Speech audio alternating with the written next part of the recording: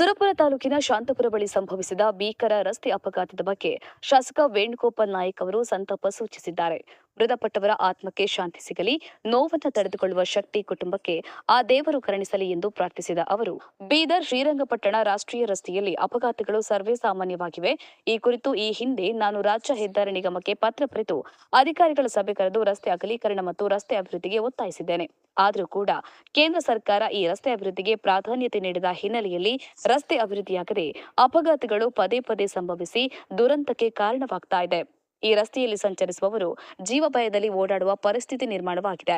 ಈಗಲಾದರೂ ಕೇಂದ್ರ ಸರ್ಕಾರ ಎಚ್ಚೆತ್ತುಕೊಂಡು ಬೀದರ್ ಶ್ರೀರಂಗಪಟ್ಟಣ ರಾಷ್ಟ್ರೀಯ ಹೆದ್ದಾರಿಯನ್ನ ಅಭಿವೃದ್ಧಿಪಡಿಸಿ ಸುಗಮ ಸಂಚಾರಕ್ಕೆ ಅವಕಾಶ ಮಾಡಿಕೊಡಬೇಕು. ಇಲ್ಲವಾದಲ್ಲಿ ಮುಂದಿನ ದಿನಗಳಲ್ಲಿ ನಾನೇ ಸ್ವತಃ ಸಾರ್ವಜನಿಕರೊಂದಿಗೆ ಉಗ್ರವಾದ ಪ್ರತಿಭಟನೆ ಮಾಡುವುದು ಅನಿವಾರ್ಯವಾಗಲಿದೆ ಎಂದು ಹೇಳಿದ್ದಾರೆ.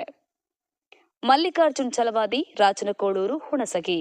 ಜೈ ಭೀಮ್ ನ್ಯೂಸ್ 24x7 ಇದು ಬಹುಜನರ ನ್ಯಾಯಕ್ಕಾಗಿ.